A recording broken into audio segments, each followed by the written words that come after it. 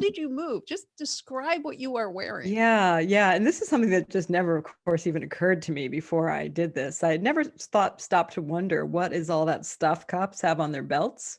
What do police, I mean, I knew police officers carried guns, Mhm. and I knew they carried handcuffs. I guess I'd kind of, that was kind of obvious, but um, I didn't realize that there was all this other stuff too.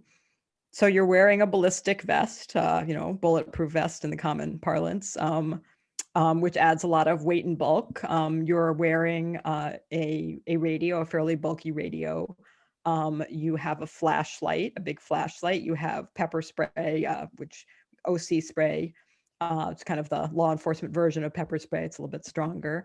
You have your expandable friction locking baton. So in theory, you could whack people with it. You have your firearm in a holster on your belt. You have handcuffs, and you probably actually have 2 handcuffs, and some officers carry 3 sets of handcuffs, because if you make an arrest and then your prisoner is taken off in a transport vehicle, your handcuffs have then disappeared, and with luck you'll get them back at the end of your shift when you go back to the station, but maybe not. And so people carry extras because they don't want to be left on duty with no set of handcuffs. Of course, you have to have your handcuff key too. That's really crucial. And it's tiny, right? Tiny and very easy to lose. We had tourniquets. You have a little pouch containing rubber gloves, because you're often going to be touching really icky stuff, vomit and urine and all kinds of blood, all kinds of things that you don't really want to be touching with your bare hands. We had a tactical emergency casualty care kit and a leg strapped to my leg.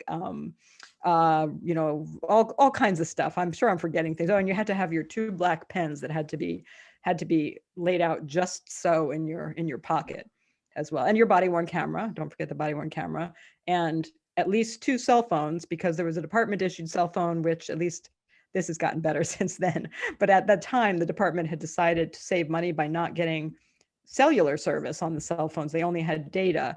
And we were required to use the department issued cell phone to upload body worn camera videos and to take photographs, photographs that would be evidence.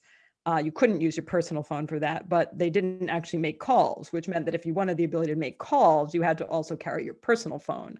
So at one point I did weigh myself, in my underwear. And then when I was fully geared out, and it was, 30 pounds of gear, which is not as much as soldiers wear on the battlefield in Afghanistan or anything, but it's a lot of stuff.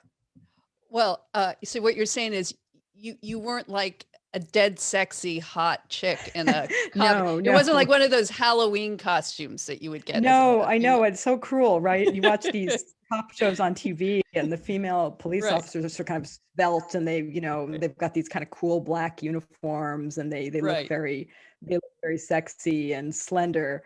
I think I looked like the Michelin man, except in dark blue, by the time I had all this stuff on me. Yeah.